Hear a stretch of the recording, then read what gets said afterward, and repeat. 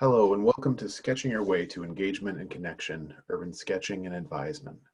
I'm Dr. John Sauter. I'm Assistant Dean for Academic Affairs in the College of Arts and Sciences, involved with the Advising Communities Division of NACADA and also an urban sketcher. So I do a lot of urban sketching. I got into it a few years back and try to do as much as I can along the way. So I do a lot with pen and ink and other sketches. But I also wanted to blend that with advisement. So just wanted to introduce myself and I'll turn you over to my colleagues. Hi, I'm Joel Parker. I'm the Assistant Director for First Year Engineering Advising at the University of Florida. My background is I'm an artist and have my MFA in painting from Washington University in St. Louis. And when I travel, I love doing sketches to help remember the place I'm in. And that's how I participate in urban sketching. And I met John a couple of years ago. We've just been talking about art and how it overlaps with advising. And this seemed like a great opportunity to talk about it. Hi, I'm Rochelle Brown. Currently, I'm located in Bloomington, Indiana. My background is education and counseling, and I also am an artist. I've been working in higher education for over 10 years, mostly with Indiana University, mostly in advising. So that's how I got connected to NACADA and the art last year at our annual conference in NACADA. So yeah, my art background is basically street art, but it's all legal. I don't do anything illegal. And it's more acrylics and canvas and just imperfect creatures is what I call them for my characters. And so urban sketching is new to me, but it's very fun. I like it. Thank you.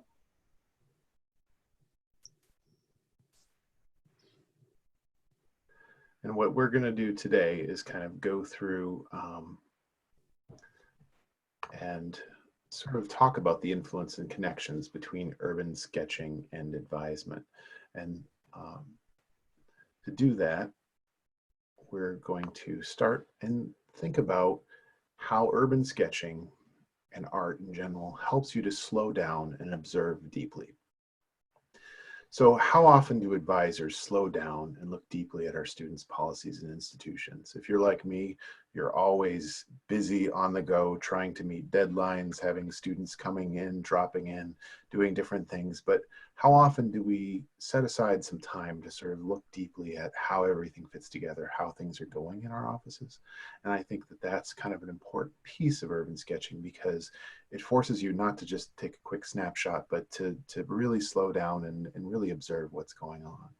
And it also explores advising practices through advising concepts and processes related to drawing on location. Urban sketching is very, very critical to kind of defined by drawing on location and defined by a supportive community. And I think that those are very important elements that are very relevant to what we do as advisors. So an urban sketch, if you can see from the middle picture here, is not just looking at a teacup, but it's looking at a teacup in context. And then we have to kind of think about, we're not just looking at our advisees, but we're looking at our advisees in context. We're looking at advisors in context. We're looking at how our policies are in context at our institutions. And we have to kind of think about how that plays out in our communities. But urban sketching is also about sketching in a challenging environment. You know, it could start raining very quickly. Limited tools, you know, you can't carry around everything with you. A changing subject, something can park right in front of what you're sketching. And the unexpected, you know, things that just you don't expect, people coming up to chat, to engage you, other types of things like that, all happen within urban sketching. And, you know, there's much of that sort of found in hijack time within an advisement schedule too. So we have to kind of think about what that means for us as advisors. So urban sketching is defined by the Urban Sketching Manifesto from urbansketchers.org. And basically they have a whole bunch of tenets of urban sketching. And these are some of the things that I want you to kind of think about with advisement as we go through this session. They draw on location through and recording what they get from direct observation. So it's not just, you know, from the background and sort of looking at a picture, but it's, you know, looking really at what's going on.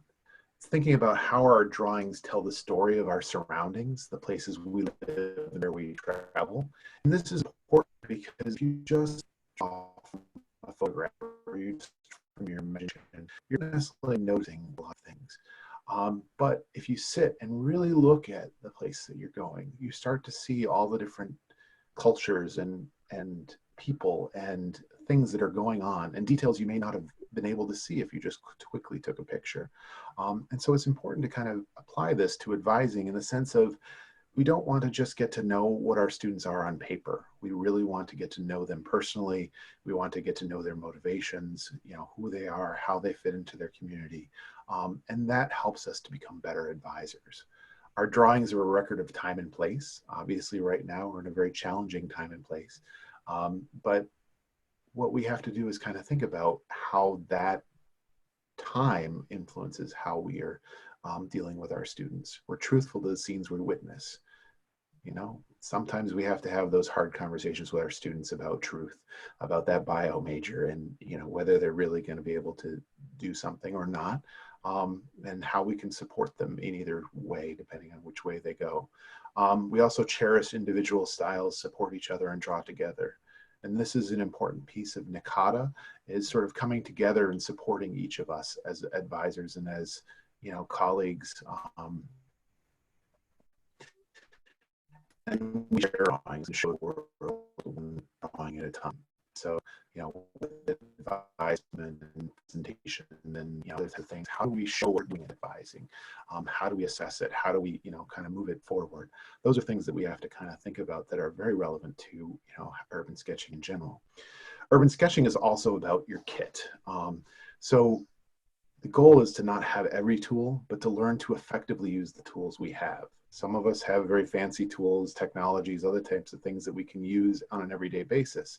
But what happens when you're out and about, you bump into a student and you don't have those tools? How do you manage that advising relationship and conversation? You know, what do you need to be able to take with you to get the job done? What do you really use? You know, where do we apply theory, skills, technology, et cetera? And what do we really need to take with us into that advising relationship? It's very similar to what you choose to be able to take with you to Urban Sketch. This is my kit that I take around with me pretty much everywhere now. So a lot of my sketches just come directly from what I'm working with. So how do we develop that into a kit from our perspective as advisors? And I'll turn it over to Rochelle. Great, thank you. So I'm going to pop in for the next few minutes just to talk a little bit about the self-care, mindfulness, and art and how they all come together nicely. And we know advisors tend to be overworked and underpaid, which unfortunately is a perfect storm for potential burnout levels. So self-care is something that we definitely all need to think about, and it would be helpful. And art can play a part in that. So just as a refresher, self-care, it's caring for yourself. Sounds pretty simple, right? But most of us, again, being advisors, we are there for our students. We're helping and we're caring for them, and it's easy to forget about ourselves. So self-care is a good first step, and to try and help with self-care, mindfulness is part of that plan that you can do. And that's just the practice of truly bringing your attention back to what you're doing, being in the moment. We have so many distractions nowadays that it's really hard to do that and keep your focus, and mindfulness can actually help you with that. And art is a good way to try that. And so before we go into the facts about how art can help, to really hammer in the idea of mindfulness and reflecting on that, I'm going to go ahead and go to the next slide with thinking back. And if you want, close your eyes for just a second and think back to when you were a kid and you walked into a classroom and you saw paper on the table, you saw crayons. What did you do? What did you feel? And of course, this is when we would have an awesome discussion with everybody in the room, but we can't since we're online. So we're going to pretend that we did, and it was great. And to summarize it, most of us would say, hey, you know what?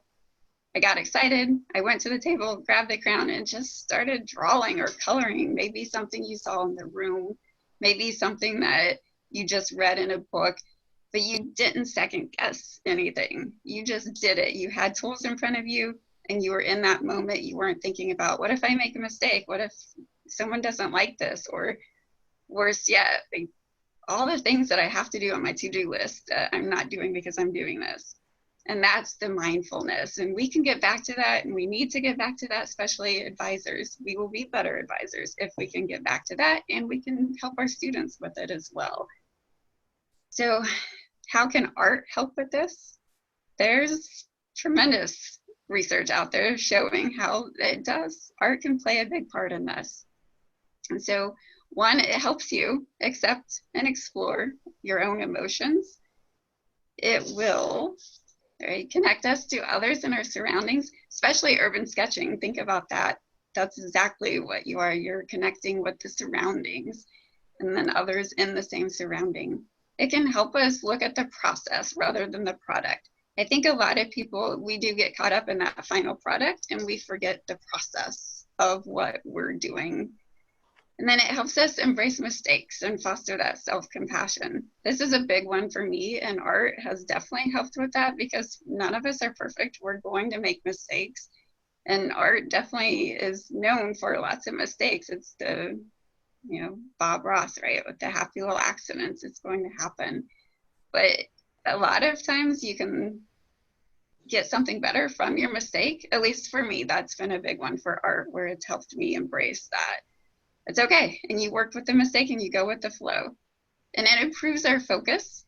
Another thing, technology, love, hate it, because it's awesome. It helps us, but it also distracts us. So art can help you with the focus.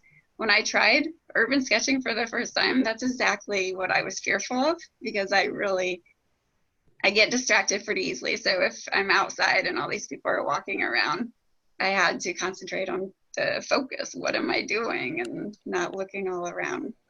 Just make sure you're in a safe place when you're doing art. So if you are in the zone, you aren't totally unprotected. And it also can take us outside of the limits that we think we have, that self-confidence. If you think back to working with kids when I was in the elementary schools, they had no fear. They would just do art. If I said, hey, we're going to do this activity, they did it. No problem. When I incorporated into my advising with college students, I would ask just to do a fun art project if we're trying to explore maybe their self-awareness. They would look at me like I was crazy. Like, I'm not an artist. I can't do this. Because we just get that, or we tend to lose that as we grow up. So it can bring that back to show that everyone's an artist. If you can doodle, you're an artist and you can do it. And it definitely lowers stress. It's a scientific study. It shows that the stress-related hormone that we have is lowered after you participate in art.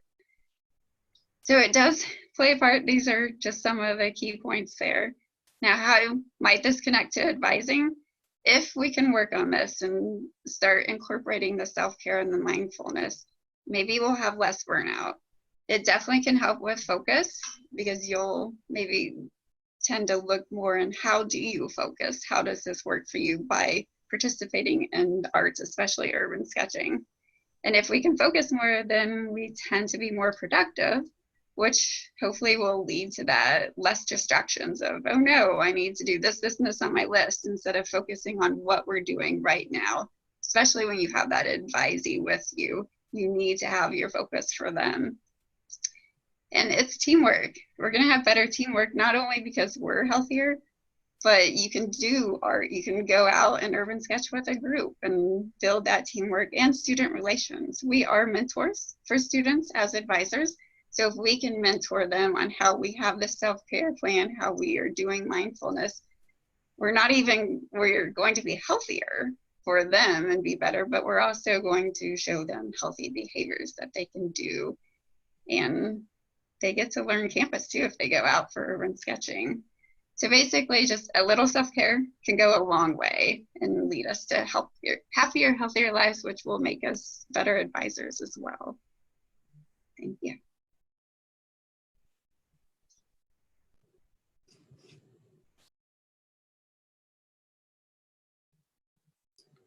Hey, John, you're muted.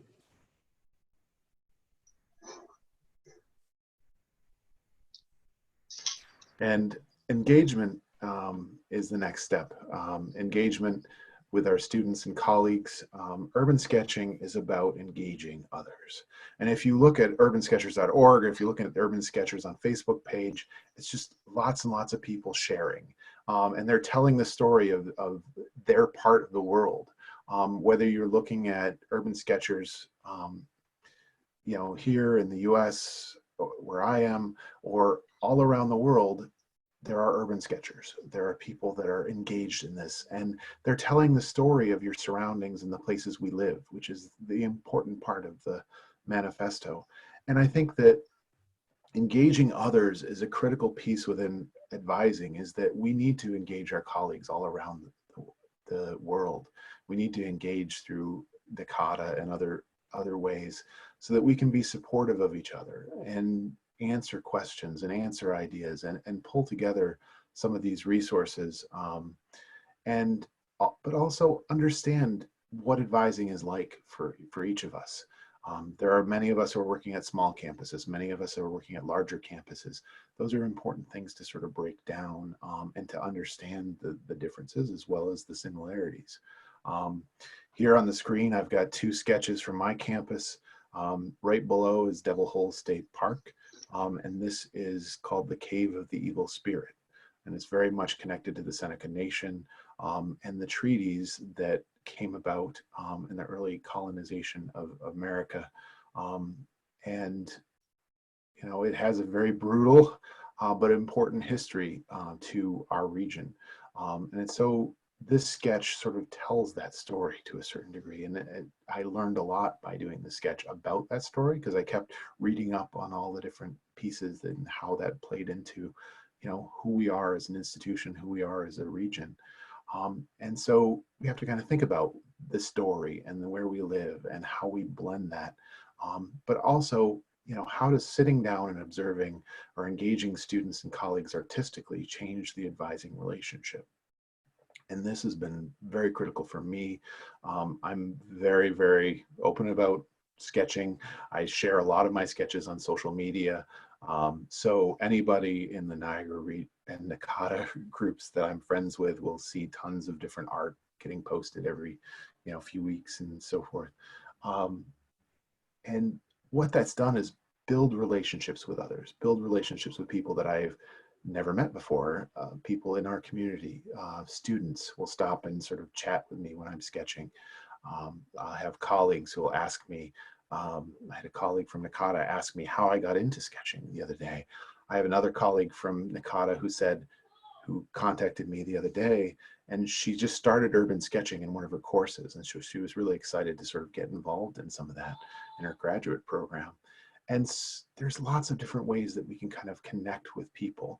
I have another alumni who does art, and I invited him in for, sort of a presentation, and, got to really spend some time in chatting with him about kind of what he does and how he does it. I have another student, international student, who does paper marbling. So there's lots of ways in which you can kind of build connections through this creative process and sort of engaging the students. But we also have to kind of think about how urban sketching and sketching helps you to build perspective. One of the things that we have to do in sketching is what you know versus what you can see produces different results when you sketch. If you draw what you know, sometimes you'll make mistakes or other things that this is what it should look like, but when you put it on paper, it doesn't quite turn out the right way. And sometimes when you draw what you see, sometimes you need to know what that is to really understand how the perspective kind of wraps around a building or other types of things like that. And with advising, that's the same thing with theory and practice. Many of us are engaged in practice, and some of us are engaged with theory. But when we bring that together as a balance, we can really sort of start to make sense of advising and how we're engaging with our students, so that we can really sort of bring together those pieces. I was just having a conversation yesterday with a whole bunch of different faculty and advisees about different things, and we were bringing in theory and other things from each of our backgrounds, and it was kind of an interesting perspective, but it was all about how we taught in the classroom. And so those do blend together very well, and it's important to kind of think about that from urban sketching. And then the other is good bones. What's important to your sketch? And in many ways, when you're starting out sketching, you start out with sort of framing the building that you're doing and then going back and adding all the details. So in this one, my pen is showing, sort of the perspective from the vanishing point near my thumb all the way up, and each of those lines will connect to where my thumb is if you move my pen around. So it's important to kind of sort of know the structure of what's going on and then fill in the details from there. With perspective, you can really benefit by sort of pulling together everything through atmosphere, through shadows, through either horizon, and really make depth. And I think, I teach an urban sketching course on my campus, and in the 4 weeks that we've been teaching this course, my students have gone from just drawing an object randomly in space to really starting to fit together everything so that it fits together and starts to make a three-dimensional image of what they're sketching. And that's important to kind of think about advising. And are we really looking at the individual item, or are we really looking at it in context? And that's something that's kind of important. Well, I want to help you guys walk through how you make the connection between the types of things you do in a sketch to your advising practices. So one of the most important things that you can do when you are creating a sketch is figure out what you want to focus on. Just like in an advising appointment, you need to help the student think through what's going to be important. So for this, this is one of my sketches from Paris. It's in front of the Musée d'Orsay. One of the things that I wanted to communicate was the power of this rhinoceros and how the artist had created it out of metal, and cast it. And I wanted to capture that moment, that memory of, I went every day to a different museum when I lived in Paris for a couple months, and I would sketch the different things there. And those moments helped me recall what it felt like to be in that place. So for me, two things I want to point out for just in terms of what you want to do with a sketch. To get the feel and overall girth of the rhinoceros here, I used really long extended lines, and then to bring attention to the face and how it's closer to you, I had a lot more marks and I brought in a lot more detail. So it really depends on what you want to emphasize and how you're going to do that. But think through those things. And I think that's the key point for advising. You want to know what concept you're trying to communicate. And so that's one of the reasons when you are doing sketching, you're actually doing a form of thinking.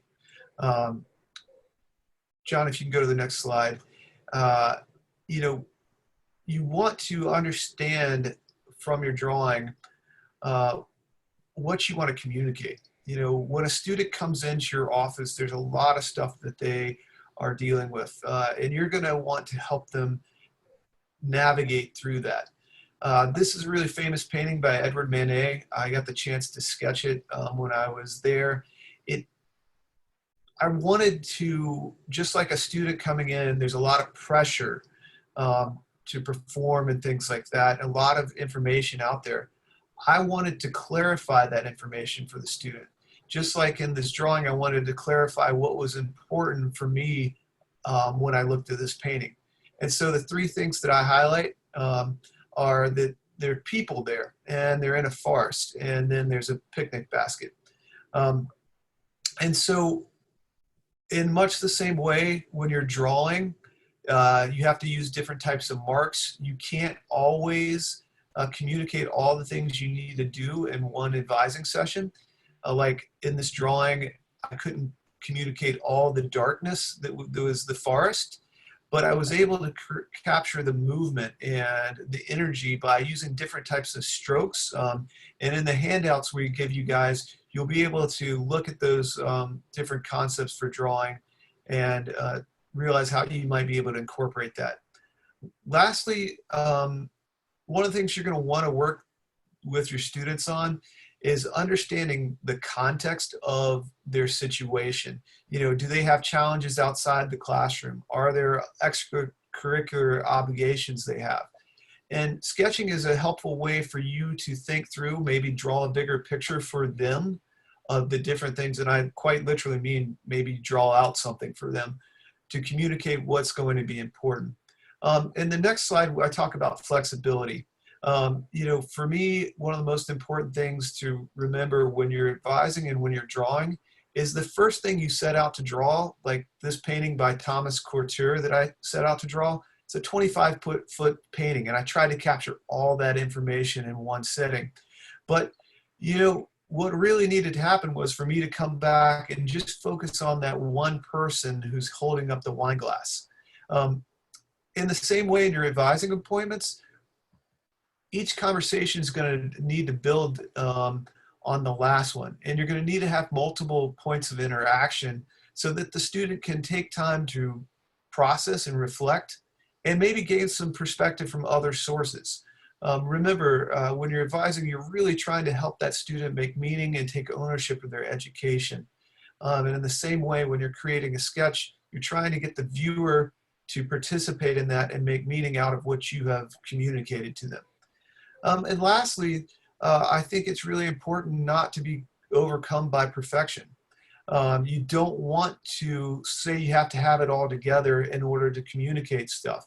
One of the things that I like to bring up in this particular image here, I was sitting in a park in Paris and the girl got up and left. So if I try to accurately capture the girl in the top drawing, I wouldn't have had the chance to really know everything about her. So instead, I just went with it and didn't worry about my precision and accuracy and tried to capture what it was like for her to have her shoes off and be sitting down in front of that statue in the background. The other thing is you want to, when you're sketching, you want to create the overall experience and unifying the whole. So in this bottom sketch here, what I wanted to communicate was the feeling of being in a park in Paris. As you can see, the Eiffel Tower is there, but I didn't have to put all that information down. I was able to communicate the feel of sunlight by using darker strokes to create the shadow. And in the same way, when you're working with your students, you might have some instances where you need to highlight or draw out things more so that the student can get a better understanding of their situation. Another thing that you might want to work on, and this is something I just experienced, was what happens when you are, you don't say exactly the right thing and the student doesn't interpret that the best way. One of the things you have to do is go back to that flexibility and say, hey, maybe we should come back. You take some time to reflect on this and then we'll talk about this again. And that's one of the things I've learned from sketching. It doesn't always have to be perfect. And I think that's helped me in my advising so I don't put so much pressure on myself. All right, John. Okay. A critical skill is adaptability. While advisors often adjust our approaches to meet the needs of our students, both advising and urban sketching have adapted to COVID-19 through sketch at home and work at home variations. The sketch from my window was part of the Sketchamo de Casa, or sketch at home prompts from the Trieste sketchers in Italy at the very beginning of the quarantine. I'm currently working with Urban Sketchers Buffalo to host virtual sketch meets and conversations to engage our members. I bet many of you could make a very long list of the ways that you've adapted to remote work environments. This is a skill that's very important, especially as we reflect upon those new practices and define our new normal in light of them. In wrapping up this session, we hope to encourage you with an urban sketching challenge, an opportunity to ask questions or leave us comments as you consider the concepts of urban sketching in relation to advisement. For our sketching challenge, just give urban sketching a try. It doesn't have to be great, it's just an attempt to sketch on location near your campus or your home office, and submit a photo to us. The more you sketch, the better you will get. It'll be entered into a virtual gallery.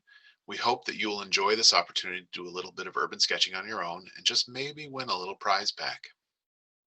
Our slides and resource handouts will be posted in the conference. You can explore them or join the SA Pro Art community on Facebook. It was formed by Advising NACADA members, and it isn't restricted to just sketching. You can also check out the urbansketchers.org and related hashtags to learn more about it. Lastly, we've posted a link for questions, and you're welcome to reach out to us if there are any questions, comments, or to share your experiences. You can also contact us directly through email. And we hope you enjoyed this presentation, and we wish you good luck with sketching and advisement. Take care.